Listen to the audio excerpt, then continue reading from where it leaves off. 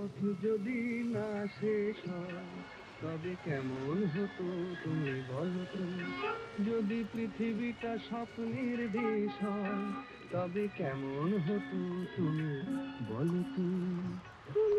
এই চিরস্মরণীয় গানটি আপনাদের পুরোটাই আজ শোনাবো এই ভ্যালেন্টাইন্স ডে উপলক্ষে। শোনাবো হেমন্ত মুখোপাধ্যায় সুরে আরও অনেক কালোজয়ী গান, যেমন একটা তুমি যে আমার, ওগো তুমি যে আমার। চিন্তা নেই বন্ধুরা, গানটি শুনবেন গীতা দত্তের কণ্ঠে, শুনবেন আরও সব অসাধারণ গান গোটা অনুষ্ঠান জুড়েই। কিন্তু তার আগে আবার ফিরে আসবো আমাদের মূল অনুষ্ঠানে, আপনাদের কথায়। আবার শুনবো আপনাদের নানা অভিজ্ঞতা, জানা কোনো কথা আজকের দিনকে কেন্দ্র করে। চলে আসুন বন্ধু, কে বলছেন? আমি যাদবপুর থেকে বলাই ঘোষ। আমার এনার সঙ্গে প্রথম দেখা হয় 3 বছর আগে। এই দিনে 14ই ফেব্রুয়ারি ঢাকুরিয়া লেকে প্রথম আলাপ এলিয়টে, প্রথম প্রলাপ মানে প্রেমালাপ মিলেনিয়াম পার্কে। তবে বিয়ে কিন্তু বনবিতানে নয়, একেবারে ছাদনা তলায়। আমরা খুব সুখী। যাক, কান থেকে টুলিটা খুলেছে। কি শুনছিলেন? গান? শিলা কি জওয়ানি? বাবা, রাগ করে যে। তাহলে কি ধর্মকথা? একজনের প্রেমের কাহিনী। তা এফএম এর গল্প জমছে না বোধহয়। তা আপনি ফোন করে শোনান না একটা, তাতে পাশে বসে আমিও শুনি। আপনাকে বেশ রোমান্টিক লোক মনে হচ্ছে। সঙ্গিনীটি কোথায়? উঠলেন যে, গল্প হবে না? সামনে দু একজনকে স্টাডি করে আসি, চোখে ক্যামেরার জুম লেন্স লাগিয়ে। কিছু খোরাক পেলে বলবো। আরে, এ তো আচ্ছা পাগল, মানে আর্টিস্ট লোক। ছবি টবি তোলেন না? নিশ্চয়ই ফুল পাখির, নাকি কুকুর বিড়ালের। আচ্ছা, আপনাকে কোথায় দেখেছি বলুন তো? আরে চললেন যে। তুমি এলে তাই অনেক দিনের পরে কেন বৃষ্টি এলো? তুমি এলে তাই অনেক কথা এলো মেলো মনে হলো।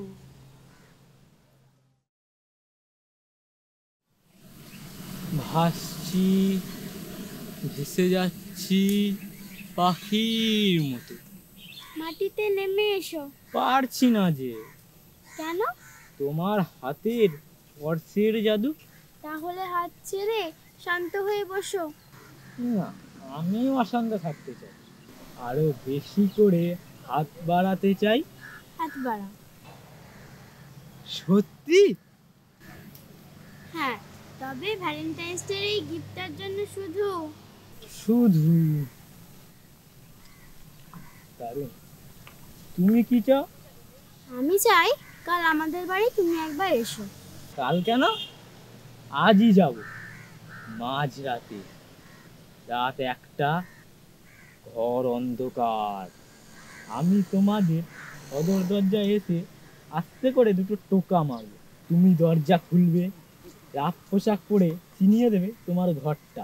আমি সোজা সেখানে চলে যাব, আর তারপরে তুমি পাশের ঘর থেকে বাবাকে ডেকে আনবো। তাহলে আমার স্বপ্ন পূর্ণ হবে না যতদিন না বিয়ে হচ্ছে। তাহলে তোমাদের বাড়ি যাব কেন? বাড়ি আসবে বাবা মার সঙ্গে দেখা করার জন্য। এসে কথা বলবে বিয়ের ব্যাপারে।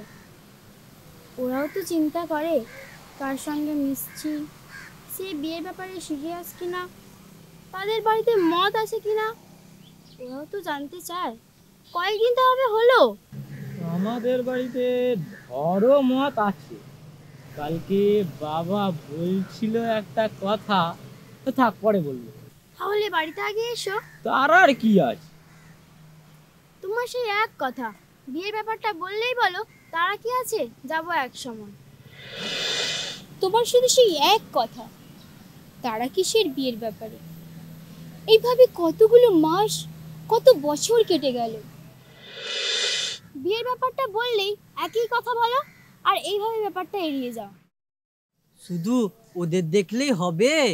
আমার দিকে একটু দেখুন, আমি তো আপনার পাশেই রয়েছি। আমাকে প্রয়োজনটা কিসের? গল্পের। ওদের দেখে কিছু খোরাক পেলেন? পেলাম। আজকে সেসব বললে একটু তেতো লাগবে। লাগো। সকাল থেকে মশাই এখানে শুধু মিষ্টির স্বাদ। ঘুরে ঘুরে দেখছিলাম কি না, মানে এটাই ব্যায়াম। আপনি বরং একটু উচ্ছেই খাওয়ান। মোবাইলটা বের করে এফএম এ সেই স্টেশনে কল করে দিন। চলুন, কি ভাবছেন? ভালোবাসা, বিশ্বাস, কিন্তু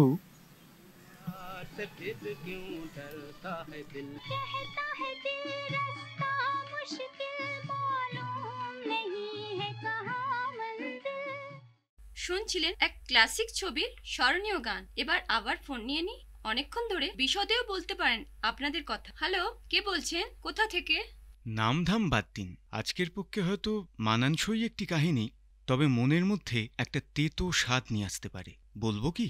নিশ্চয়ই বন্ধু, বলতে থাকুন। আর আমরা না হয় শেয়ার করতে থাকি আপনার এই তেতো কাহিনী। কাহিনী শুরু করছি ভিক্টোরিয়া থেকে। 2 বছর আগের এক ভ্যালেন্টাইন্স ডে। আজ যেমন এখানে ময়দানে এখন দেখছি, সেদিনও ভিক্টোরিয়াতে ছিল প্রেমিক প্রেমিকাদের আড্ডা। দিনটা আবার রবিবার পড়ায় সংখ্যাটা ছিল আজকের চেয়ে অনেক বেশি। সকাল থেকেই ভিক্টোরিয়ার সারা চত্বর জুড়ে নানা ধরনের প্রেমিক প্রেমিকারা নানাভাবে প্রেমের লীলায় ব্যস্ত ছিল। এদেরই মধ্যে একটি সাধারণ মেয়ে অর্পিতা, যার কাহিনী আজকে শোনাব। অর্পিতা আর নির্মলের ভালোবাসা চলে মূলত পার্কে বসে আর রেস্তোরাঁয় খেয়ে। অনেক দিনের গভীর প্রেম। তবে একটা ব্যাপার নিয়ে দুজনের মধ্যে মাঝে মাঝেই কথা কাটাকাটি চলে। সেদিনও চলছিল। তোমার সঙ্গে সেই এক কথা, তারা কিসের বিয়ে ব্যাপার? এইভাবে কতগুলো মাস, কত বছর কেটে গেল। আমার বাড়ির লোক তো জানতে চায় কবে আমরা বিয়ে করছি। বাড়ির লোক বলতে তো তোমার শুধু একটা ছোট ভাই, বাবা তো কেউ নেই। তা না থাক, ভাই ছোট হলেও ওর একটা দায়িত্ব আছে। তাহলে বিয়ের অনুষ্ঠান দেখো, কিছু চাকরি, তাছাড়া তোমার বাবা কেউ কিছু রেখে গেছেন শুনে। তোমার ভাই তো টাকা পয়সা নিয়ে চিন্তা হওয়ার কোনো কথা নয়। তা না থাক, আমার কিছুই লাগবে না, মানে তোমায় ছাড়া। বাড়িতে ফার্নিচারটার সবই আছে, তবে শোনো না, এখন দাদা বলছিল কিছু নগদ টাকা।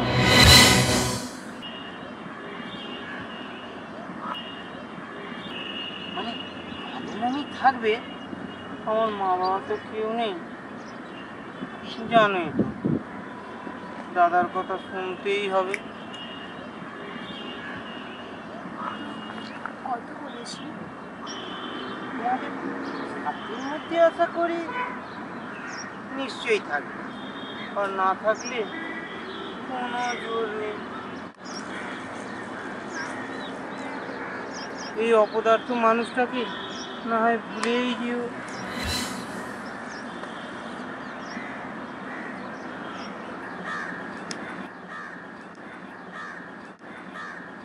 বললি কি করে কথা? আমি তোমায় ভুলে যাব? তার থেকে বলো না, মরে যেও।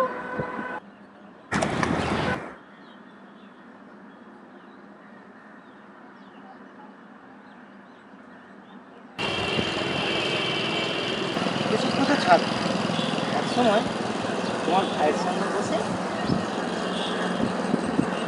সব ব্যবস্থা হবে। আচ্ছা, তুমি ওকে একদিন মিট করো না? ও খুব তোমায় দেখতে চায়। তুমি কি আমাদের বাড়িও একদিনও আসতে পারো না?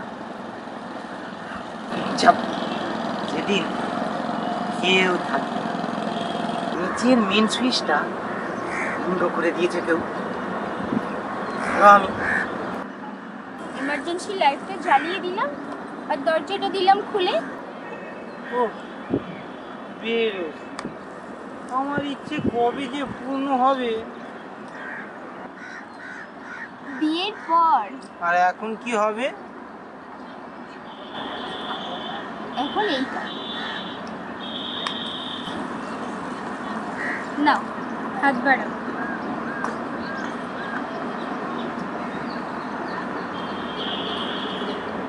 কিসের রিং? সোনার। সে কি? এ তো আমার দেওয়া উচিত ছিল। তাহলে আমি এবার কি দিই? ঠিক আছে, এই ছবিটাই না। দেখো আমার কাছে সোনার ছিল। ইস, এই সেদিন তুমি আমায় অতগুলো টাকা ধার দিলে, কি লজ্জার বলো তো। সেদিনই অসুবিধায় পড়েছিল, আমার খাইয়ে হলো। ওরে বাবা, অনেক বেজে গেল। লাঞ্চ টাইম পার হয়ে গেলে ভাই চারে গিয়ে যাবে না? আবার কবে দেখা হবে? পরশু সন্ধ্যা।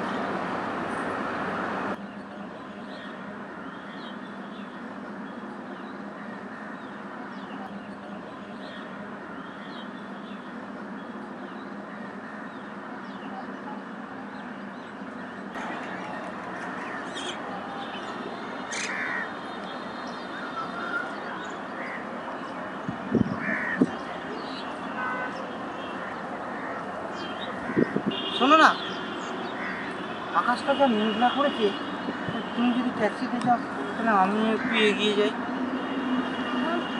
বেশ, ট্যাক্সিতেই যাবো।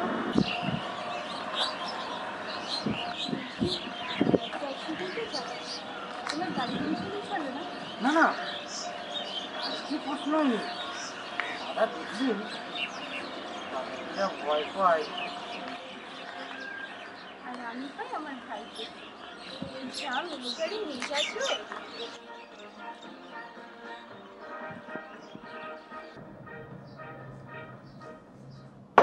নির্মলদাকে বিয়ে করার ব্যাপারে তুই কি খুব সিরিয়াস না?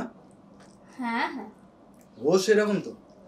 হ্যাঁ, তবে কি তবে? ওর বোধহয় মনটা একটু ছেলে মানুষ। এখনই বিয়ের ব্যাপারে দায়িত্ব নিতে মানে কিছুদিন পর ভাবছে। এখন তাহলে কিসের অসুবিধা? বোধহয় চাকরির ব্যাপারে। কোন ফার্মে চাকরি করে নিশ্চয়ই এর মধ্যে জেনেছিস?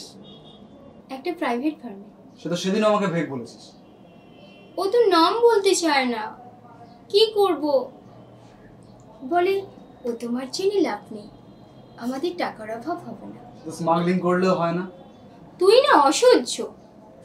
দেখ, ও অত্যন্ত সৎ, কারোর এক পয়সাও ঠকিয়ে খায় না। কিভাবে জানলি? আমায় বলেছে।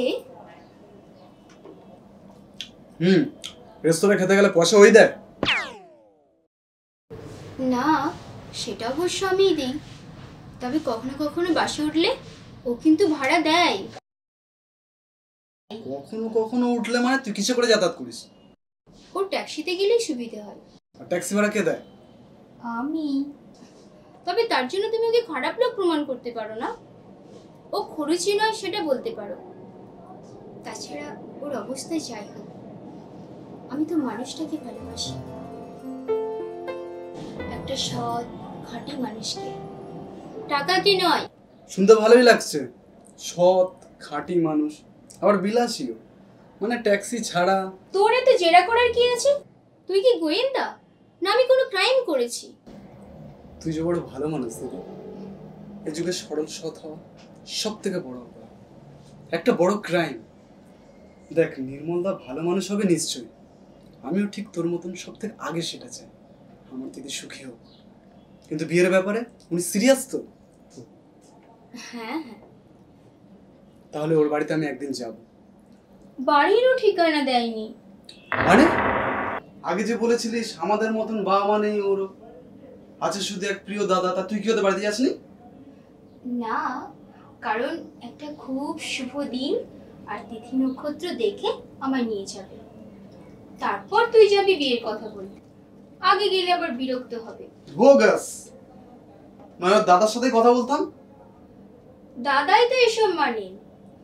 তাছাড়া তুই যে যাবি, দাদা তো বেশিরভাগ কলকাতাতেই থাকেন না, সব সময় অফিসের কাজে বাইরে বাইরে চলে যায়। নয় বৌদির সাথে কথা বলতাম। বৌদিও বাড়ি থাকেন না। সেও চাকরি করে ঘুরে বেড়ায়। আসলে বৌদির বাচ্চা নেই বলে দুঃখ, পর না থাকলে সব সময় বাপের বাড়ি চলে যায়। আবার আর এক গল্প। গল্প কেন? তোর কি কথাগুলো মিথ্যে মনে হচ্ছে? না রে, তোর দিদি এত বোকা নয়। আমি অনেকবার বলাই একদিন পার্কে স্বয়ং ওর দাদাকে এনেছিল। সেদিন দাদা ফ্রি ছিলেন। দাদারই বিয়েতে পুরো মত আছে। ও তাই? এবার বুঝলি তো? তাহলে ওকে একবার আমাদের বাড়িতে আন না। বলেছি রে, কেমন ছুতো নাতো করে এড়িয়ে যায়। না মানে বোধহয় লজ্জা পায়। লজ্জা পায় কেন? তোর সামনে মানে মনে হয় বোধহয় আমাদের লাভ ম্যারেজ নিয়ে ঠাট্টা তামাশা করিস। শোন, তোর কথাগুলো না বড্ড বোকা বোকা লাগছে। তুই ওর মোবাইল নাম্বারটা দে, আমি ওর সাথে কথা বলে নিচ্ছি। মোবাইল তো নেই, মানে সন্ধ্যে থেকে ইউজ করে না। একটা আছে, সেটা সকালে অফিসেই থাকে। আশ্চর্য। আমি ওই নাম্বারে ফোন করেও দেখেছি, রাতে সুইচ অফ থাকে। আসলে ওর কোনো বন্ধু নেই। আর ল্যান্ডফোন? ছেড়ে দিয়েছে। তুই নয় সকালেই ওকে। থাক, নেক্সট ওকে যে পার্কে মিট করবি আমাকে সঙ্গে করে নিয়ে যাবি। তার থেকে একটা মতলব বের করি দাঁড়া। এখানেই তোর সঙ্গে দেখা করিয়ে দেবো পরশু। তোকে কিন্তু ঠিক 6:30টায় এখানে আসতে হবে। আগেও না পরেও না। পারবি তো? পারবো, কিন্তু তোর মতলবটা কি বলতো? এত কথা